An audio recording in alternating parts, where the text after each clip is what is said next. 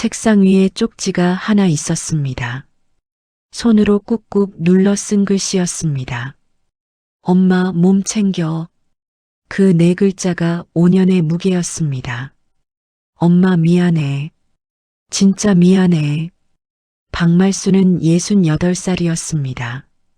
새벽 6시에 일어나 공원을 쓸고 아들 밥을 차리고 아프다는 말은 혼자 삼켰습니다. 5년. 아들은 방에서 나오지 않았습니다. 그 5년이 무너지기 시작한 건 통장 잔액 하나였습니다. 이거 봐. 38만 원이 빠졌어. 식은땀이 났습니다. 발이 떨렸습니다. 혼자서 버스를 탔습니다. 엄마, 왜 말 안 했어? 5년 동안 아무에게도 말하지 않았습니다. 그리고 모든 게 한 아침에 쏟아졌습니다. 박말순의 이야기는 지금부터 시작됩니다. 편 시작 전 구독과 좋아요 부탁드립니다. 여러분의 응원이 다음 이야기에 힘이 됩니다. 댓글로 지금 계신 곳도 알려주세요. 그곳으로 좋은 기운 보내드릴게요. 그럼 이야기 보따리 시작합니다. 쪽지는 책상 위에 있었습니다. 손으로 꾹꾹 눌러 쓴 글씨였습니다. 엄마, 방 치워놨어. 이제 창고로 써도 되고 그냥 비워도 돼.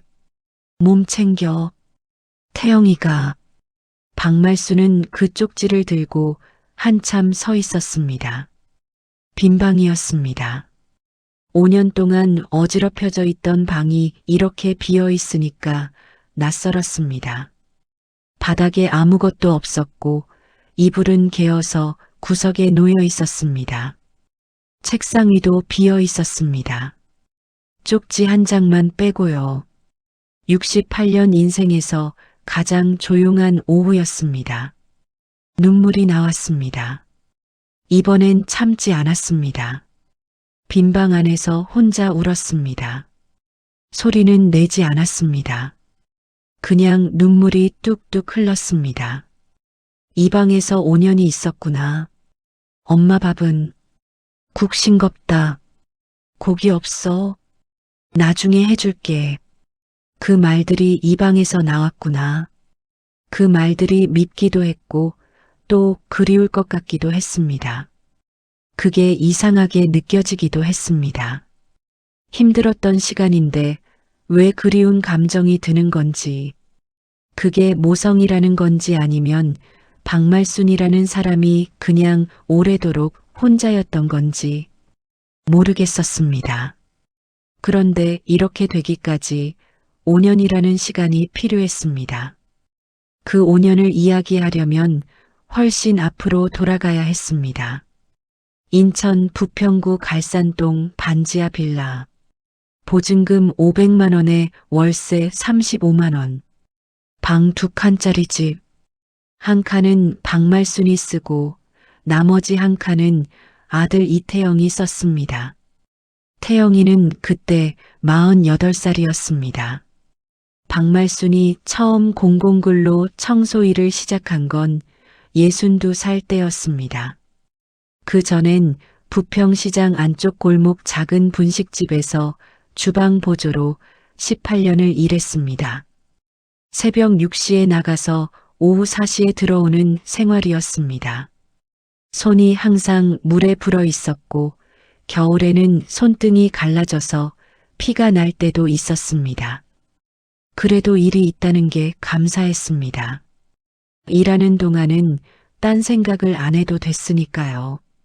60살이 넘으니까 주방 일이 버거워졌습니다. 무릎이 먼저 말을 안 들었습니다. 오래 서 있으면 무릎 안쪽이 욱신욱신 쑤셨습니다. 큰 솥을 들다가 허리를 삐끗한 적도 2번이나 있었습니다. 분식집 사장님이 어느 날 조심스럽게 말했습니다. 말순 씨, 몸이 많이 힘드시죠? 저도 사실 걱정이 됐어요. 그 말 한마디에 박말순은 알아챘습니다. 그게 그만두라는 말이라는 걸요. 서운하지 않았다면 거짓말이었습니다. 18년을 다녔으니까요. 근데 한편으로는 그분도 어쩔 수 없는 거라는 걸 알았습니다. 박말순도 제 몸이 예전 같지 않다는 걸 알고 있었거든요. 그렇게 61살에 처음으로 백수가 됐습니다. 딱 석 달 쉬었습니다. 석 달 동안 통장에서 돈이 빠져나가는 걸 보면서 등에 식은땀이 났습니다. 국민연금이 나오긴 했습니다만 23만 원이었습니다. 박말순이 젊을 때 직장을 제대로 다닌 적이 없었거든요. 식당 보조, 파출부, 청소, 아르바이트 이런 일들을 전전했으니 가입 기간이 길지 않았습니다. 동사무소에 갔더니 담당 직원이 공공근로를 신청해 보라고 했습니다. 부평구청에서 운영하는 환경정비 청소 일이었습니다. 일주일에 5하루 6시간, 월급 89만 원. 박말순은 그 자리에서 바로 신청했습니다. 담당자가 조심스럽게 말해줬습니다. 어머니, 만 65세 넘으시면 재계약이 어려울 수 있어요. 규정이 그렇게 돼 있어서요. 그 말을 듣고 집에 와서 달력을 봤습니다. 그때 62살이었습니다. 길어야 3년이라는 얘기였습니다. 그 생각을 접어두고 일을 시작했습니다. 생각해봤자 달라지는 건 없으니까요. 청소구역은 갈산 근린공원 주변 산책로와 인근 골목들이었습니다. 아침 일찍 나가서 낙엽을 쓸고 쓰레기를 줍고 화장실을 닦았습니다. 겨울에는 손이 얼었고 여름에는 등이 흠뻑 젖었습니다. 월 89만 원 더하기 국민연금 23만 원, 합쳐서 112만 원. 이게 박말순과 태영이 두 식구가 한 달을 버티는 돈 전부였습니다. 월세 35만 원, 전기가스수도 합쳐서 냉난방 계절엔 15만 원 넘게 나왔습니다. 건강보험료, 핸드폰 요금 2개, 식비로 최소 35만 원. 다 빠지고 나면 한 달에 손에 쥐는 돈이 15만 원 남짓이었습니다. 저축은 꿈도 못 꿨습니다. 통장에 있는 비상금 380만 원이 전 재산이었습니다. 그마저도 손대지 않으려고 이를 악물고 있었습니다. 태영이는 이 사정을 알고 있었습니다. 다 알고 있었습니다. 태영이가 직장을 마지막으로 그만둔 건 5년 전이었습니다. 그게 첫 번째 직장이 아니었습니다. 세어보면 5번째였습니다. 첫 번째 직장은 태영이가 25살 때였습니다. 작은 무역회사였는데 2년 만에 회사가 문을 닫았습니다. 두 번째는 물류창고 일이었는데 허리를 다쳐서 그만뒀고 세 번째는 편의점 야간 알바였습니다. 네 번째가 문제였습니다. 태영이가 38살 때였습니다. 고등학교 동창 박창수와 함께 작은 온라인 쇼핑몰을 차렸습니다. 태영이가 갖고 있던 돈을 다 털어 넣었습니다. 700만 원이었습니다. 그 돈이 어디서 난 건지 박말순은 묻지 않았습니다. 그냥 잘 됐으면 좋겠다고 생각했습니다. 그런데 사업이 시작되고 6개월 뒤 박창수가 사라졌습니다. 통장도 비어 있었습니다. 남은 건 빚 280만 원이었습니다. 태영이는 그날 밤 처음으로 소주 한 병을 들고 집에 들어왔습니다. 아무 말도 안 했습니다. 그냥 혼자 마셨습니다. 박말순은 아들 옆에 앉아서 조용히 두부김치를 내밀었습니다. 태영이는 그것도 건드리지 않았습니다. 그 일이 있고 나서부터였습니다. 태영이가 조금씩 달라졌습니다. 밖에 나가는 횟수가 줄었습니다. 말수도 줄었습니다. 취업 서류를 넣는다고는 했지만 면접에서 떨어지면 그 다음에는 잘 안 나갔습니다. 그렇게 5년이 됐습니다. 그게 빠져나온다면 박말순이 이해를 못하는 건 아니었습니다. 근데 5년은 너무 길었습니다. 태영이가 저한테 조심스럽게 말을 꺼낸 건 그 5년 중 첫 해였습니다. 엄마, 나 건강보험이 끊겼어. 지역 가입자로 전환하면 매달 돈이 꽤 나온대. 그냥 엄마 밑에 피부양자로 올리면 안 돼? 박말수는 그게 뭔지 잘 몰랐습니다. 피부양자가 뭔지, 그게 제 보험료에 어떤 영향을 주는지 솔직히 아무것도 몰랐습니다. 그냥 아들이 보험료 아끼겠다는데 안 된다고 할 이유가 없었습니다. 그래서 그러라고 했습니다. 그런데 그게 문제였습니다. 다음 달 건강보험료 고지서가 나왔는데 금액이 달랐습니다. 원래 내던 게 월 6만 2천 원이었는데 그달부터 11만 8천 원으로 올라 있었습니다. 거의 2배였습니다. 깜짝 놀라서 공단에 전화를 했습니다. 상담원이 설명해 줬습니다. 피부양자를 올리시면 부양 가족수에 따라 보험료가 재산정됩니다. 박말수는 그 말을 듣고 한동안 말이 안 나왔습니다. 아들 보험료 아끼려다가 제 보험료가 월 5만 6천 원이 오른 겁니다. 1년이면 67만 2천 원이었습니다.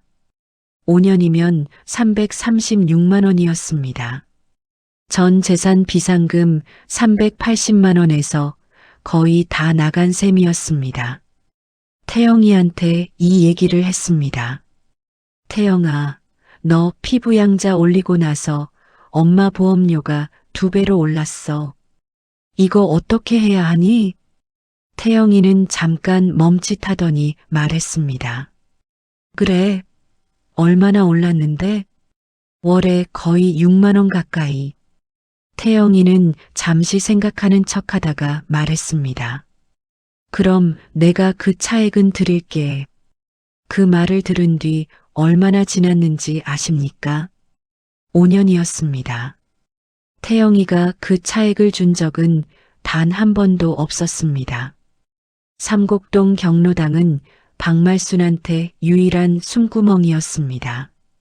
일주일에 사흘은 꼭 나갔습니다. 거기서 밥도 먹고 수다도 떨고 가끔은 윷놀이도 했습니다. 집에 있으면 태영이 눈치 보면서 부엌과 거실을 왔다 갔다 하는 게 전부인데 경로당에 나가면 그나마 사람처럼 느껴졌거든요. 거기서 오래된 친구들이 몇 명 있었습니다. 김옥부는 박말순이랑 동갑인데 남편이 아직 살아있고 아들 둘이 다 결혼해서 손주가 셋이나 됐습니다. 만날 손주 얘기를 했습니다. 이번 주말에 큰 손주가 왔다. 작은 손주가 학예회를 했다. 이런 얘기들이었습니다. 박말수는 그 얘기를 들을 때마다 입꼬리를 올리면서 맞장구를 쳤습니다. 어머, 얼마나 귀여워. 속으로는 달랐습니다. 태영이는 결혼은커녕 여자친구가 있다는 말도 들어본 적이 없었으니까요. 손주는 꿈도 못 꿀 일이었습니다. 문제는 경로당에서 아들 얘기가 나올 때였습니다. 어느 날 점심을 먹고 나서 다들 둥그렇게 앉아 쉬는데 김옥분이 불쑥 물었습니다. 말순아, 태영이는 요즘 뭐해? 취직은 됐어? 식탁에 앉은 사람이 5명이었습니다. 다들 젓가락을 내려놓고 박말순을 봤습니다. 그 눈길들이 느껴졌습니다. 박말순은 웃으면서 말했습니다. 요즘 이것저것 알아보고 있어. 곧 되겠지. 김옥분이 고개를 갸웃했습니다. 알아보는 게 벌써 몇 년째야? 솔직히 말해봐. 태영이 아직도 집에서 놀고 있는 거야? 박말수는 그 말에 웃음을 유지했습니다. 얼굴 근육이 뻣뻣해지는 느낌이었지만 웃었습니다. 놀기야 하겠어. 집안일도 좀 도와주고 그러지. 그 말은 반쯤 거짓말이었습니다. 태영이가 집안일을 도와준 적은 손에 꼽을 정도였으니까요. 며칠 뒤였습니다. 경로당에서 점심을 먹는데 김옥분이 밥을 먹다 말고 박말순을 보며 말했습니다. 말순아, 솔직히 물어볼게. 태영이 아직도 너한테 밥 얻어먹고 있어? 식탁이 잠깐 조용해졌습니다. 다들 젓가락을 멈췄습니다. 박말순은 웃으면서 말했습니다. 그러게, 내가 끈질 못하나 봐. 김옥분이 한숨을 쉬듯 말했습니다. 말순아, 그게 엄마야, 식모야. 68배 반지하에서 48 아들 밥 차려주는 엄마가 어딨어? 박말순은 그 말에 아무 대꾸도 못했습니다. 웃는 얼굴을 유지하면서 국만 떠먹었습니다. 집에 돌아오는 53번 버스 안에서 창밖으로 부평시장 골목이 지나가는 동안 김옥분 말이 자꾸 귓속에서 맴돌았습니다. 식모. 식모라고요? 근데 있잖아요. 그 말이 틀렸다고 부정을 못하겠더라고요. 그게 더 서러웠습니다. 그 일이 있던 날은 유독 피곤한 날이었습니다. 아침부터 갈산 근린공원 청소구역이 넓어졌습니다.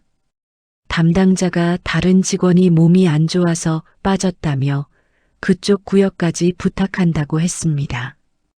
박말순은 알겠다고 했습니다. 거절하는 법을 모르는 게 오래된 버릇이었거든요. 두 구역을 혼자 돌고 나니 허리가 끊어질 것 같았습니다.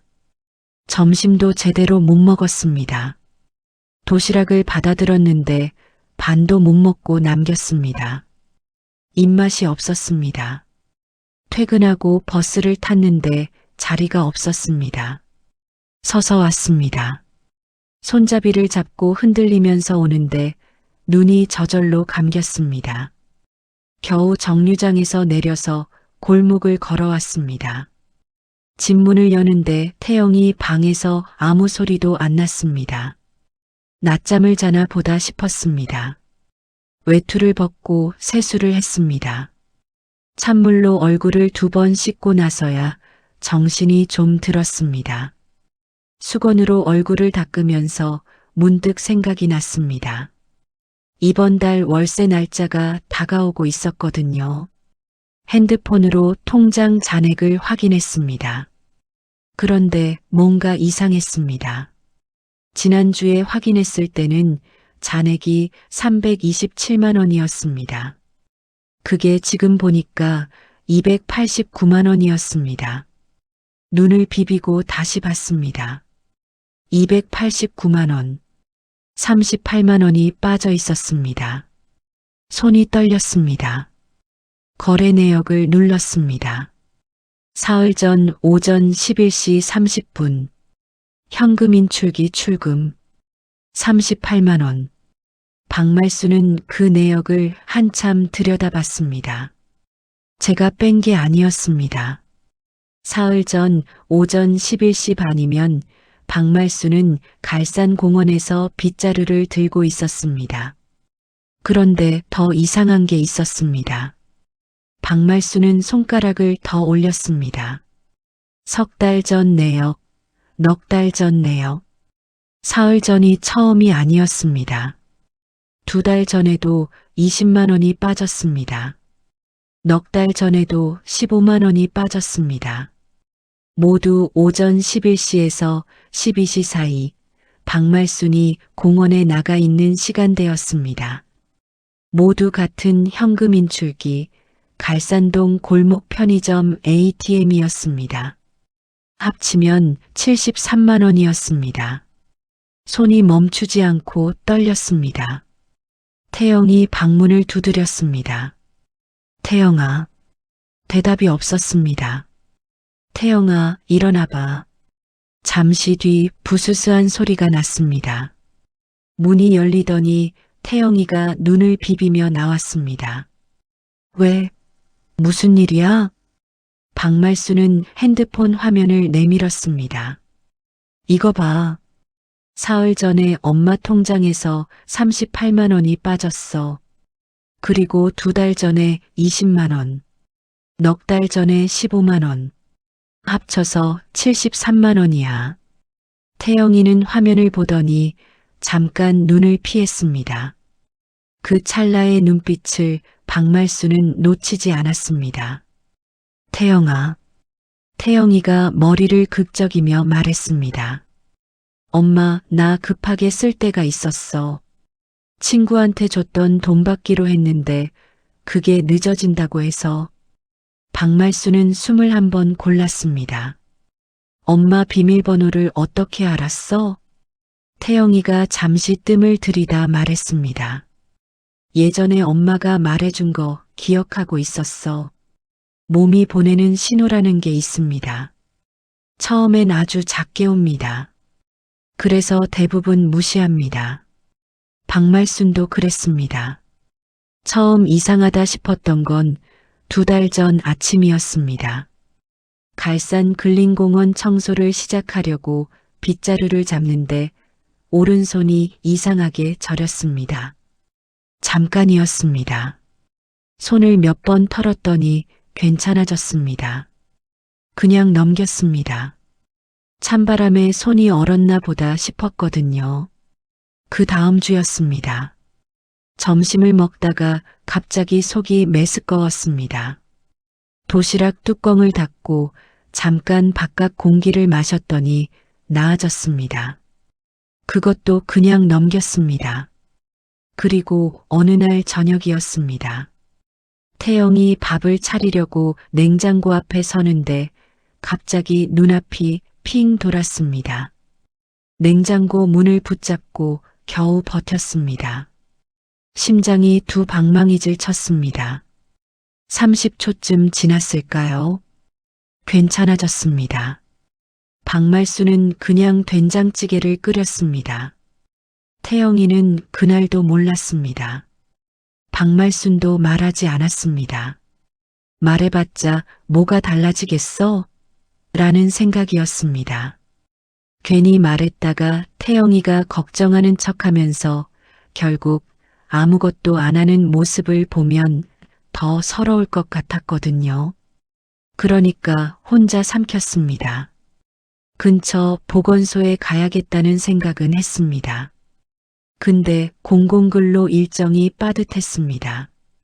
쉬는 날엔 장도 봐야 했고 밀린 빨래도 해야 했습니다. 그렇게 미루고 또 미뤘습니다. 보건소에 가지 않은 이유가 하나 더 있었습니다. 혈압약을 1달 전부터 빼먹고 있었습니다.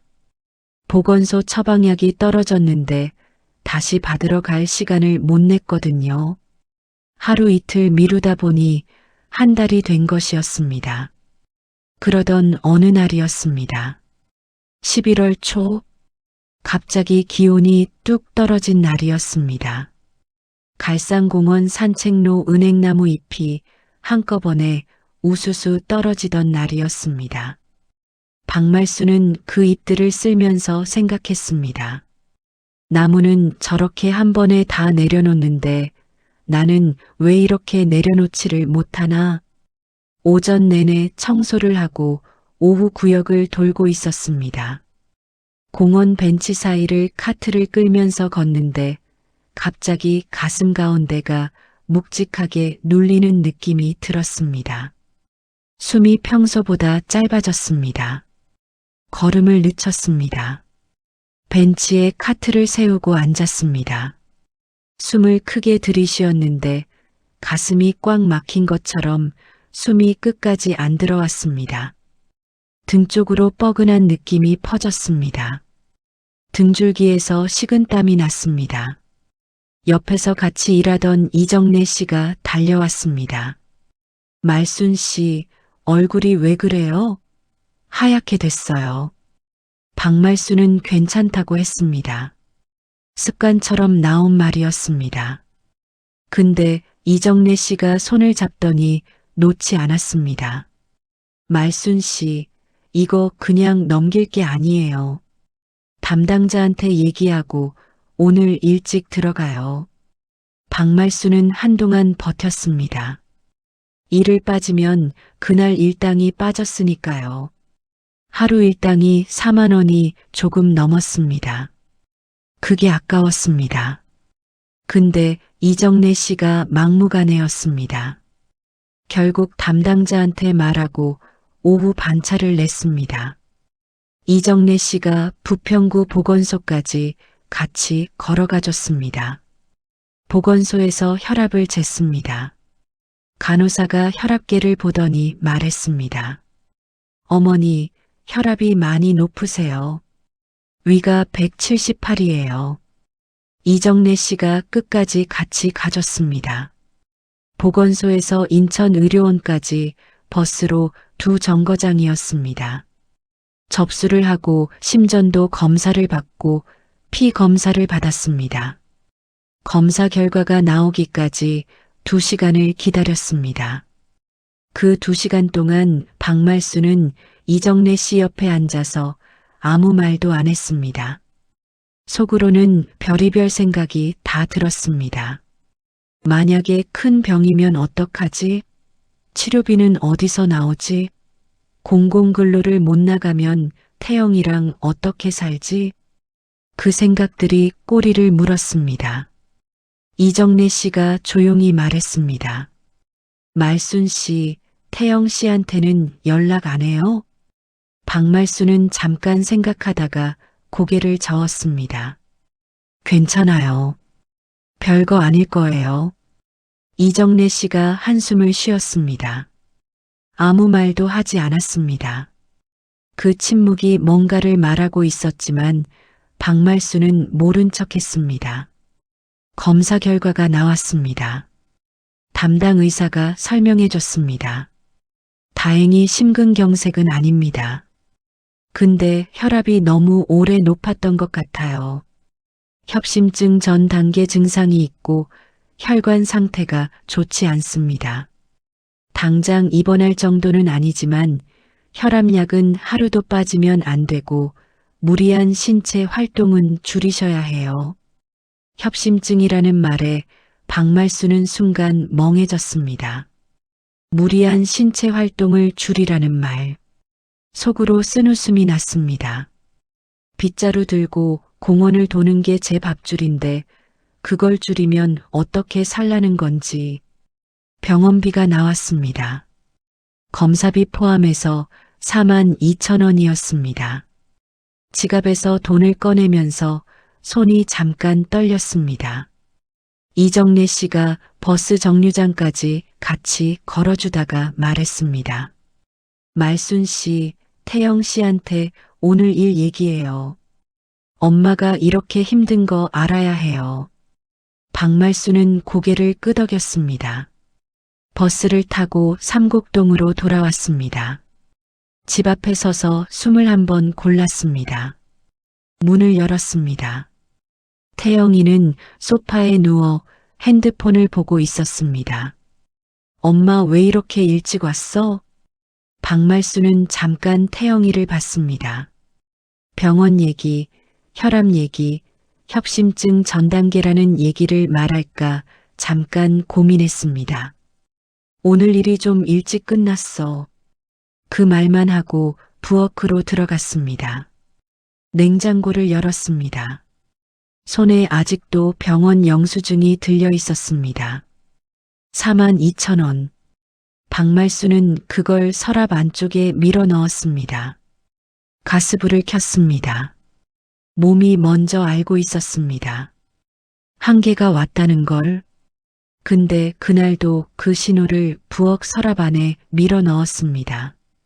태영이 밥을 차려야 했으니까요. 그 일이 있고 나서 일주일이 지났습니다. 박말순은 병원 다녀온 얘기를 태영이한테 끝내 하지 않았습니다. 혈압약은 다시 받아서 매일 챙겨 먹었습니다.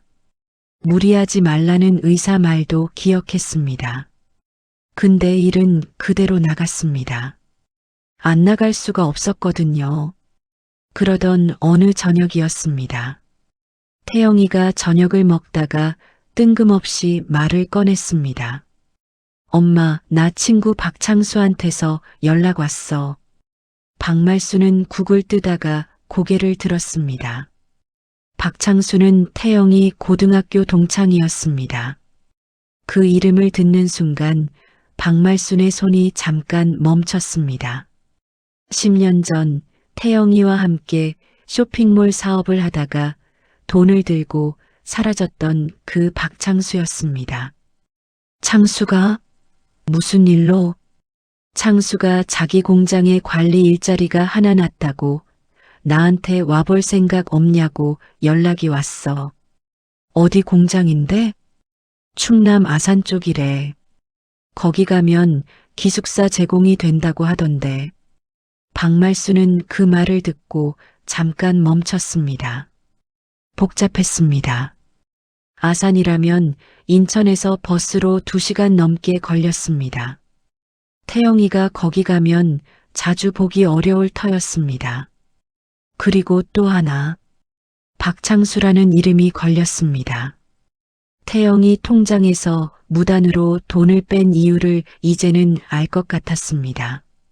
친구한테 꿔준 돈을 받기로 했는데 늦어진다고 했던 그 친구. 그게 박창수였을 것입니다. 10년 전에 태영이 돈을 들고 사라진 사람이 지금 와서 일자리를 준다고 연락을 해왔다는 것이었습니다. 박말수는 그 생각을 입 밖에 내지 않았습니다. 좋은 거 아니야? 한번 가봐. 태영이가 밥그릇을 내려다보며 말했습니다. 근데 엄마 혼자 두고 가도 되나 싶어서. 박말수는 그 말을 듣고 순간 뭔가가 목끝까지 차오르는 느낌이 들었습니다. 태영이 입에서 그런 말이 나올 줄은 몰랐거든요. 5년 동안 단 한 번도 들어본 적 없는 말이었습니다.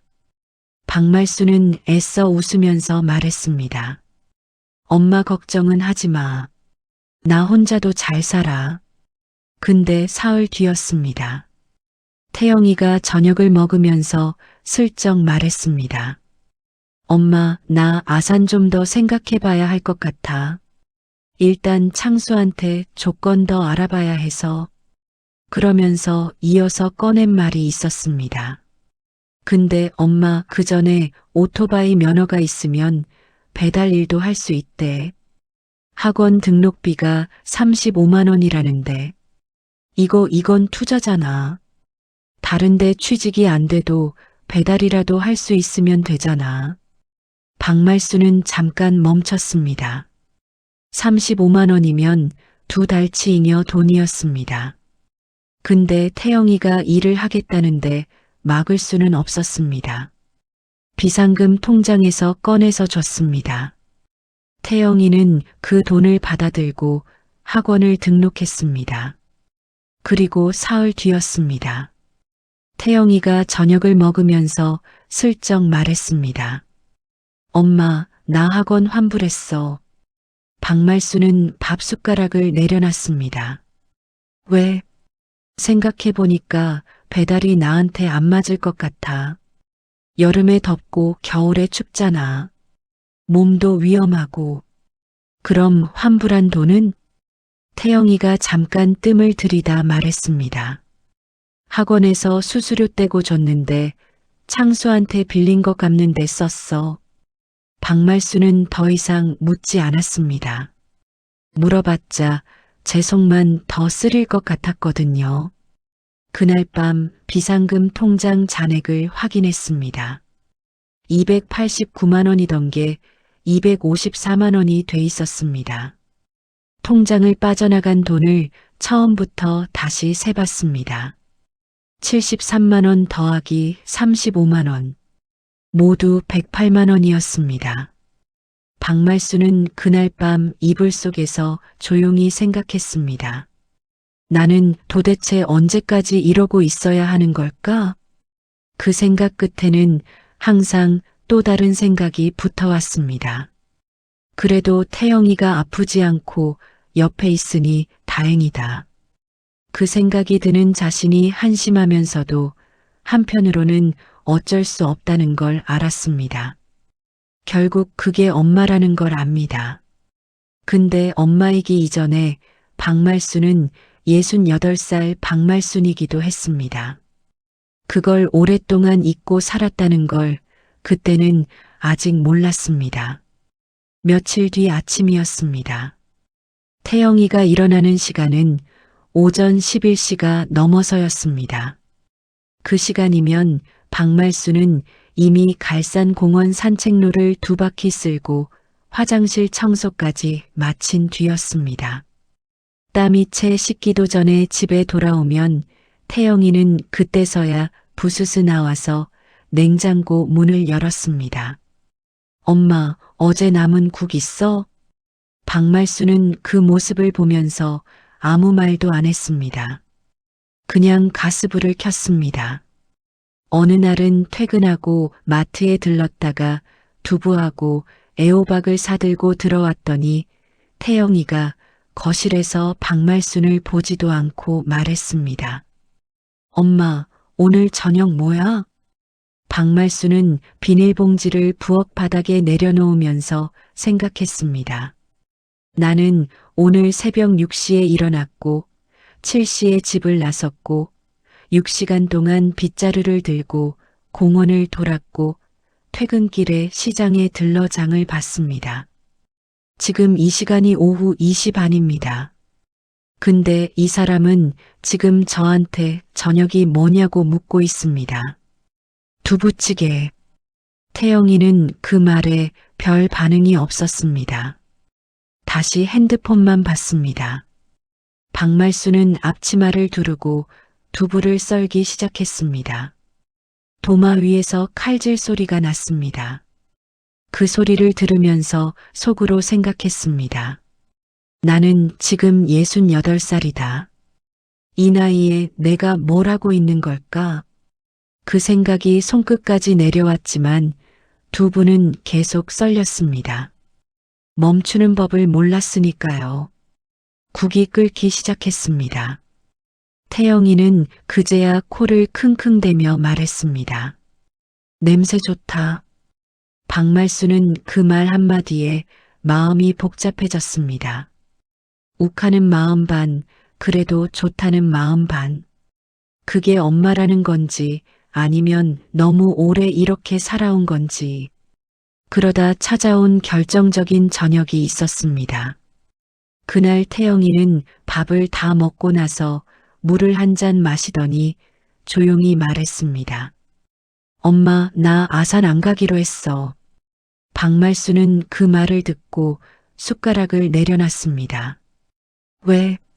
태영이는 잠깐 뜸을 들였습니다. 창수 믿을 수가 없어서. 옛날에 나한테 한 짓 있잖아. 박말순은 조용히 고개를 끄덕였습니다.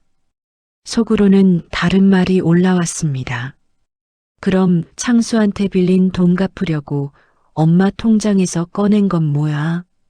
그 돈은 어떡할 거야? 근데 그 말은 하지 않았습니다. 태영아, 엄마가 요즘 많이 힘든 거 알아? 태영이가 고개를 들어 박말순을 봤습니다. 뭐가? 박말순은 그 눈빛을 보다가 말을 바꿨습니다. 아니야. 별거 아니야. 태영이는 고개를 돌렸습니다. 핸드폰을 들었습니다. 박말순은 그날 밤 서랍 안에 넣어뒀던 병원 영수증을 꺼냈습니다. 42,000원. 그걸 한참 들여다봤습니다. 그리고 결심했습니다. 더 이상 혼자 삼키지 않겠다고. 내일 아침 말하겠다고. 다음 날 아침이었습니다. 태영이가 이 시간에 일어난 게 몇 년 만인지 몰랐습니다. 오전 7시였습니다. 박말순이 출근 준비를 하는 시간이었습니다. 부엌에서 밥을 데우는데 태영이 방문이 열렸습니다. 태영이가 부스스한 얼굴로 부엌으로 들어왔습니다. 엄마, 나도 밥 먹을게. 박말순은 말없이 밥 한 공기를 더 떴습니다. 국을 데워서 식탁에 올렸습니다. 둘이 마주 앉아서 아침을 먹었습니다. 태영이랑 아침을 같이 먹은 게 얼마 만인지 기억도 안 났습니다. 한참 먹다가 태영이가 먼저 말을 꺼냈습니다. 엄마, 솔직히 물어봐도 돼? 박말수는 고개를 들어 태영이를 봤습니다. 내가 여기 있는 게 엄마한테 짐이었지. 박말수는 그 말에 바로 대답하지 못했습니다. 아니라고 하면 거짓말이었습니다. 그렇다고 하면 아들 가슴에 상처를 내는 것 같았습니다. 잠깐 국그릇을 내려다보다가 말했습니다. 태영아, 짐이라는 말은 쓰지 마. 넌 내 아들이야. 태영이가 고개를 숙였습니다. 근데 엄마, 나 사실 알고 있었어. 엄마가 힘든 거 그냥 모른 척한 거야. 박말수는 그 말을 듣고 가슴이 어떻게 됐는지 설명하기가 어려웠습니다. 먹먹하면서도 무언가 오래된 매듭이 풀리는 느낌이었습니다. 알면서 왜 그랬어? 태영이가 한참 말이 없었습니다. 그러다가 목소리가 조금 잠긴 채 말했습니다. 무서웠어. 나가면 내가 뭘 할 수 있을지 모르겠고 실패하면 어떡하나 싶고 그러다 보니까 그냥 여기 있는 게 편한 거야. 엄마한테 다 기대면서. 박말수는 아무 말도 하지 않았습니다. 태영이가 계속 말했습니다. 근데 엄마 얼굴이 요즘 너무 안 좋아. 예전이랑 달라. 어디 아픈 거야? 박말수는 잠깐 망설였습니다. 그리고 처음으로 말했습니다. 지난주에 병원 다녀왔어. 혈압이 많이 올랐다고. 협심증 전 단계래. 태영이의 얼굴이 굳었습니다. 언제? 일주일 전에 공원에서 일하다가 쓰러질 뻔했어. 이정래 씨가 같이 가줬어. 태영이는 한동안 말이 없었습니다. 밥상을 내려다보다가 숟가락을 내려놨습니다. 왜 말 안 했어? 말해봤자 뭐가 달라지나 싶어서. 그 말이 나오고 나서 식탁이 조용해졌습니다. 태영이가 눈을 깜빡했습니다. 한 번, 두 번, 그러더니 고개를 푹 숙였습니다. 처음엔 어깨가 살짝 떨리는 것 같더니 곧 숨소리가 달라졌습니다. 박말수는 태영이 얼굴을 들여다봤습니다. 울고 있었습니다. 소리는 내지 않았습니다. 그냥 고개를 숙인 채 눈물이 뚝뚝 흘렀습니다. 어깨가 들썩였습니다. 박말수는 그 모습을 보면서 오래전 기억이 떠올랐습니다. 태영이가 초등학교 2학년 때 학교에서 넘어져서 무릎을 다치고 온 날이었습니다. 그때도 태영이는 집에 오기 전까지는 참았다가 박말순을 보자마자 울음을 터뜨렸습니다. 그때랑 똑같은 얼굴이었습니다. 48살이 됐는데 그 얼굴이 그대로였습니다. 박말수는 손을 뻗어 태영이 손등을 가만히 덮었습니다. 한참 뒤에 태영이가 눈물을 훔치면서 말했습니다. 엄마 미안해. 진짜 미안해. 박말수는 대답하지 않았습니다. 미안하다는 말보다 더 듣고 싶은 말이 있었지만 그날은 그냥 그 말로 충분했습니다. 태영이가 한참 뒤에 고개를 들었습니다. 눈이 빨개져 있었습니다.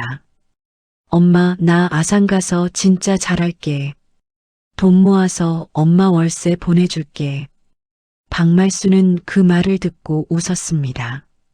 믿는다, 믿지 않는다를 떠나서 그냥 웃었습니다. 태영이가 그 말을 하는 얼굴이 진심처럼 보였거든요. 오랜만에 보는 얼굴이었습니다. 밥이나 먹어. 쉽겠다. 태영이가 코를 훌쩍이며 숟가락을 들었습니다.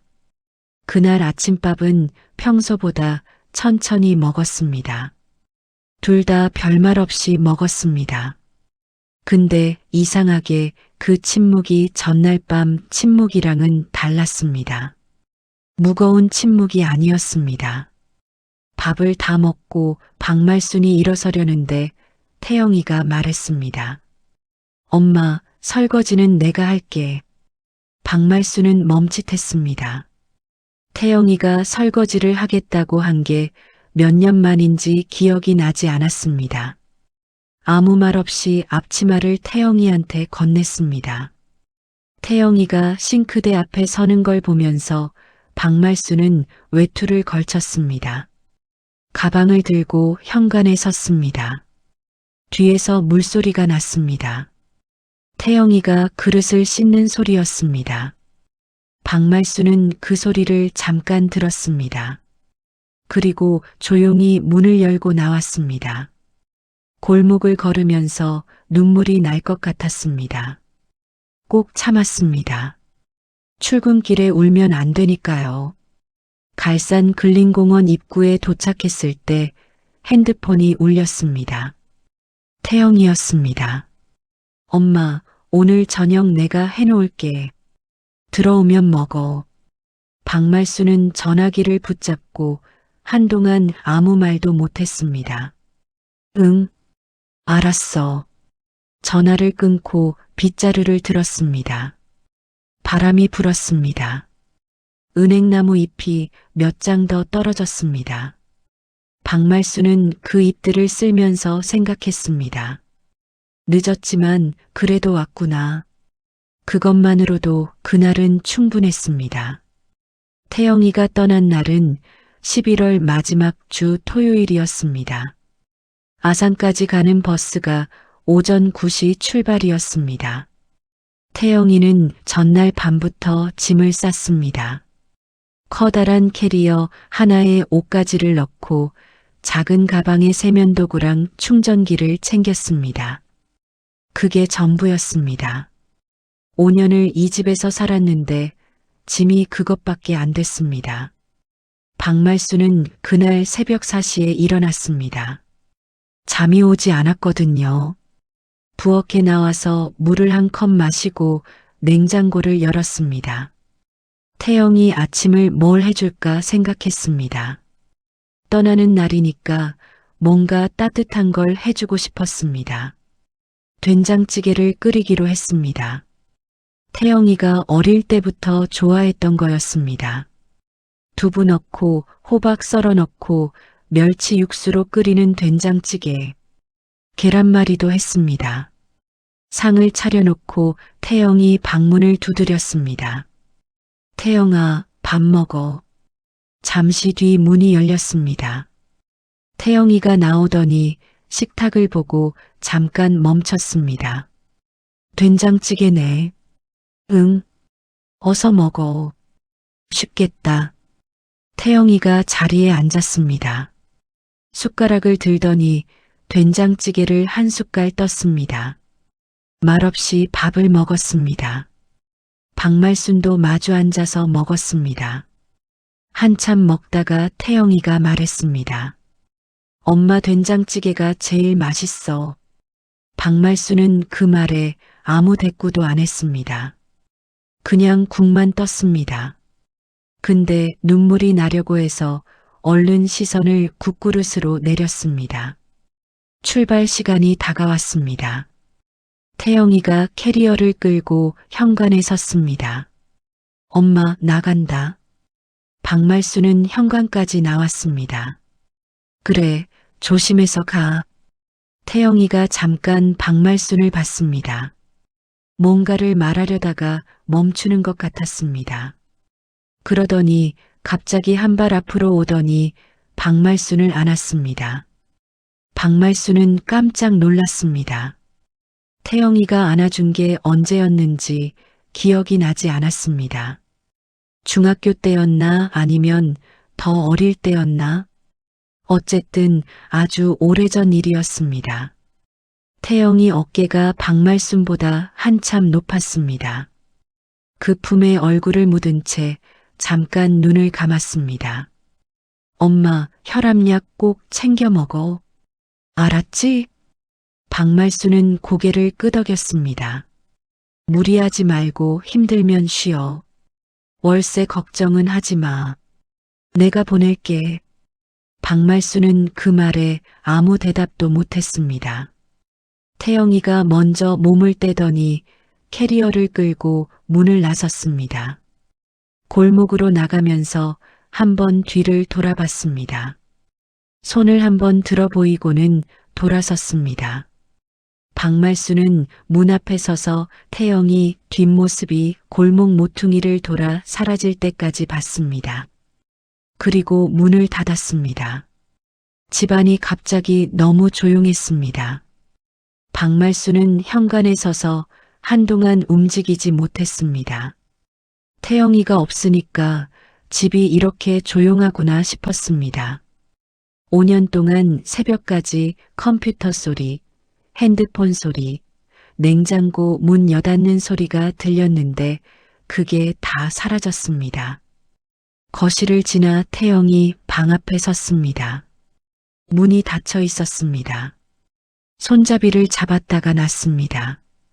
또 잡았다가 또 놨습니다. 그러다가 천천히 문을 열었습니다. 방 안은 깔끔했습니다. 태영이가 떠나기 전날 밤에 청소를 해놓은 것 같았습니다. 바닥에 아무것도 없었습니다.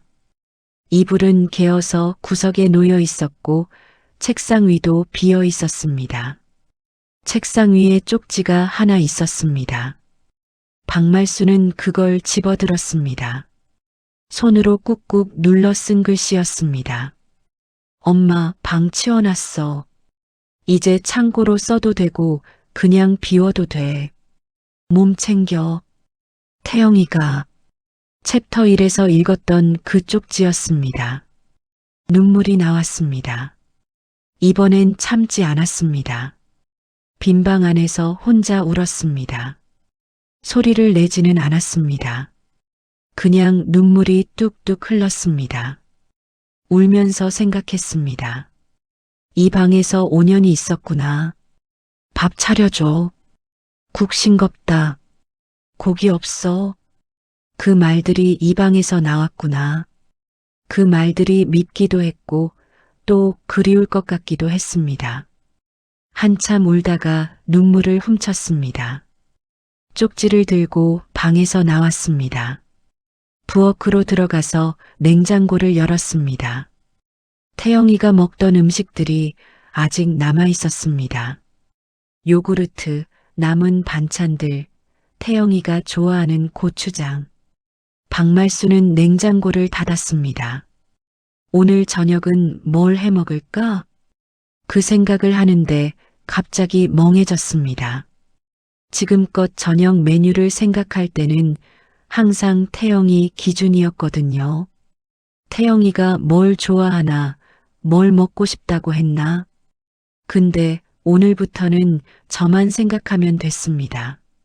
저는 뭘 먹고 싶지? 그 간단한 질문에 바로 답이 안 나왔습니다. 오랫동안 제 입맛을 생각해 본 적이 없었던 거였습니다. 한참 생각하다가 결정했습니다. 미역국이었습니다. 박말순이 좋아하는 거였습니다. 태영이는 미역국을 별로 안 좋아해서 오랫동안 끓이지 않았던 국이었습니다. 마른 미역을 꺼내서 물에 불렸습니다. 참기름을 두르고 미역을 볶았습니다. 멸치 육수를 붓고 끓였습니다. 구수한 냄새가 반지하 부엌에 퍼졌습니다. 밥 한 공기를 떠서 혼자 식탁에 앉았습니다. 조용했습니다. 숟가락 소리만 났습니다. 미역국 한 숟갈을 뜨는데 눈물이 또 났습니다. 이번엔 슬퍼서가 아니었습니다. 뭔가 오래된 무게가 조금 내려앉는 느낌이었습니다. 밥을 다 먹고 설거지를 했습니다. 싱크대 앞에 서서 그릇을 씻는데 창밖으로 삼곡동 골목 가로등이 하나둘 켜지기 시작했습니다. 저녁 5시가 조금 넘은 시간이었습니다. 핸드폰이 울렸습니다. 태영이었습니다. 엄마, 나 아산 도착했어. 기숙사방 배정받았어. 생각보다 괜찮네.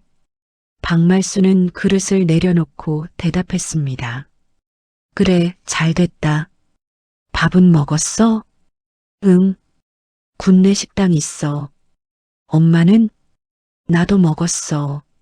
미역국 끓여 먹었어. 잠깐 침묵이 흘렀습니다. 엄마 미역국 좋아했어? 박말수는 그 말에 피식 웃었습니다. 응. 엄마 원래 미역국 좋아해. 몰랐어. 내가 싫어해서 안 끓인 거야. 태영이가 잠깐 말이 없었습니다. 미안해, 엄마. 됐어. 잘 자. 전화를 끊고 싱크대 앞에 다시 섰습니다. 남은 그릇을 씻었습니다. 물이 따뜻했습니다. 창밖 가로등 불빛이 골목을 노랗게 물들이고 있었습니다. 박말수는 그 불빛을 보면서 생각했습니다. 태영이가 미역국을 몰랐구나. 엄마가 뭘 좋아하는지 몰랐구나. 그리고 박말순도 생각했습니다. 나도 내가 뭘 좋아하는지 한동안 잊고 살았구나. 태영이가 떠나고 첫 번째 월요일이었습니다. 점심을 먹고 이정래 씨가 물었습니다. 말순 씨, 이제 어떻게 할 거예요? 공공근로 재계약 날짜가 다 됐잖아요. 박말수는 잠깐 생각했습니다. 사실 며칠 전부터 생각하고 있었습니다. 담당자가 이번 재계약은 될 것 같다고 했지만 다음번은 장담할 수 없다고 했거든요. 만 65세 초과 규정 때문이었습니다. 박말수는 이미 68이었습니다. 근데 이번엔 그 말이 전처럼 무섭게만 느껴지지 않았습니다. 정래 씨, 나 사실 주민센터 가서 상담 받아보려고요. 무슨 상담이요? 기초연금 있잖아요. 제가 소득이 적으니까 받을 수 있을 것 같아서요. 알아보려고요. 이정래 씨가 눈을 반짝했습니다. 말순 씨, 그거 진작 알아봤어야죠. 저도 받아요. 소득 기준 되면 매달 나와요. 지금 최대 33만 원까지 나오거든요. 33만 원이요? 네. 소득이 적으면 최대치로 나와요. 말순 씨 국민연금이 23만 원이니까 기초연금이랑 합치면 한 달에 50만 원 넘게 될 수도 있어요. 박말수는 그 계산을 머릿속에서 해봤습니다. 국민연금 23만 원 더하기 기초연금 33만 원. 합치면 56만 원이었습니다. 거기에 공공근로가 아직 되는 동안은 89만 원이 더해지는 거고요. 공공근로가 끊겨도 56만 원이 나온다면 월세 35만 원 내고 나서 21만 원이 남는 거였습니다. 지금보다는 빠듯하지만 태영이가 조금이라도 보태준다면 버틸 수 있는 숫자였습니다. 그 계산이 머릿속에서 되는 순간 처음으로 숨이 조금 트이는 느낌이 들었습니다. 오후에 일을 마치고 곧장 삼곡동 주민센터에 들어갔습니다. 담당 직원이 친절하게 설명해 줬습니다. 기초연금 신청 자격을 확인해 줬습니다. 단독 가구 기준 소득인 정액 이하라 수급 가능하다고 했습니다. 신청서를 작성했습니다. 박말수는 서류를 내밀면서 물었습니다. 이거 왜 이렇게 복잡하게 돼 있어요? 진작 알았으면 진작 신청했을 텐데. 직원이 웃으면서 말했습니다. 어머니처럼 이런 말씀하시는 분 많아요. 홍보가 부족해서 모르시는 분들이 많거든요. 주변에 혼자 사시는 어르신 계시면 알려주세요. 박말수는 그 말을 들으면서 생각했습니다. 나처럼 모르고 그냥 버티는 사람이 얼마나 많을까? 옥분이한테도 순덕이한테도 이 얘기를 해줘야겠다. 주민센터를 나와서 삼곡동 골목을 걸었습니다. 찬바람이 불었습니다. 박말수는 외투깃을 세우고 걸었습니다. 발걸음이 오랜만에 가벼웠습니다. 그날 저녁 태영이한테서 문자가 왔습니다. 엄마, 이번 달 월급 받으면 20만 원 보낼게. 약속? 박말수는 그 문자를 오래 봤습니다. 믿자 싶었습니다. 이번엔 믿어보자. 답장을 보냈습니다. 그래. 밥은 챙겨 먹어. 문자를 보내고 부엌으로 들어갔습니다. 오늘 저녁은 뭘 먹을까 생각했습니다. 냉장고를 열었습니다. 두부 한 모, 애호박 반 개, 계란 2개, 순두부찌개를 하기로 했습니다. 박말순이 좋아하는 거였습니다. 칼칼하게 끓이는 순두부찌개. 태영이가 있을 때는 잘 안 했습니다. 태영이가 매운 걸 잘 못 먹었거든요. 가스불을 켰습니다. 냄비에 참기름을 두르고 고춧가루를 볶았습니다. 구수하고 칼칼한 냄새가 올라왔습니다. 이게 얼마만인가? 내가 좋아하는 걸 내 입맛대로 해먹는 게 얼마만인가? 순두부찌개를 끓여서 혼자 식탁에 앉았습니다. 뚝배기에서 보글보글 끓는 소리가 났습니다. 숟가락으로 한번 저었습니다. 입에 넣었습니다. 칼칼하고 따뜻했습니다. 맛있었습니다. 진짜로 맛있었습니다. 박말수는 그 밥을 먹으면서 조용히 생각했습니다. 68살에 새로 시작이라는 말이 맞는지 모르겠습니다. 근데 뭔가 달라지고 있다는 건 느꼈습니다. 아주 작은 것들이었습니다. 내가 먹고 싶은 걸 끓여 먹는 것, 주민센터에 가서 내 권리를 챙기는 것, 병원 영수증을 서랍 안에 숨기지 않는 것, 몸이 아프면 아프다고 말하는 것, 그런 작은 것들이 달라지고 있었습니다. 밥을 다 먹고 설거지를 했습니다. 싱크대 앞에 서서 그릇을 씻는데 문득 경로당에서 김옥분이 했던 말이 떠올랐습니다. 그게 엄마야, 식모야? 박말수는 그 말을 들었을 때 대꾸를 못했습니다. 부정도 못하고 인정도 못하고 그냥 웃었습니다. 근데 이제는 대답할 수 있을 것 같았습니다. 나는 엄마였습니다. 식모가 아니라 엄마였습니다. 밥을 차리고 빨래를 하고 청소를 한 건 식모여서가 아니라 엄마여서였습니다. 그게 때로는 박말순을 갉아먹는 것처럼 느껴졌지만 그래도 그건 박말순이 선택한 거였습니다. 근데 이제는 박말순도 선택할 수 있었습니다. 태영이를 위한 선택이 아니라 박말순을 위한 선택을요. 설거지를 마쳤습니다. 불을 끄고 거실로 나왔습니다. 태영이 방문이 열려 있었습니다. 빈 방이었습니다. 박말수는 그 방을 잠깐 들여다봤습니다. 그리고 조용히 말했습니다. 잘 가, 태영아. 잘 살아. 소리는 작았지만 진심이었습니다. 이불을 폈습니다. 누웠습니다. 천장을 봤습니다. 내일 아침에 일어나면 혈압약 먼저 챙겨 먹어야겠다. 다음 주엔 인천의료원 가서 추적 검사도 받아야 한다. 기초연금 심사 결과도 기다려야 한다. 경로당에 나가서 김옥분한테, 윤순덕한테 기초연금 얘기도 해줘야 한다. 할 일이 생겼습니다. 태영이 밥 걱정이 아닌 박말순을 위한 할 일이요. 눈을 감았습니다. 바깥에서 바람소리가 들렸습니다. 삼곡동 골목을 지나는 찬바람이었습니다. 박말수는 그 소리를 들으면서 생각했습니다. 평생을 남을 위해서 살았습니다. 남편을 위해서, 태영이를 위해서. 그 시간이 아깝다는 게 아닙니다. 그게 제 삶이었으니까요.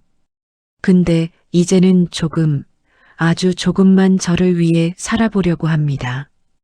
68이라는 나이가 늦은 건지 이른 건지 모르겠습니다. 근데 지금이 아니면 언제 하겠습니까? 몸이 버텨주는 동안, 발이 움직여주는 동안, 숟가락을 들 수 있는 동안, 그 시간이 박말순의 시간입니다.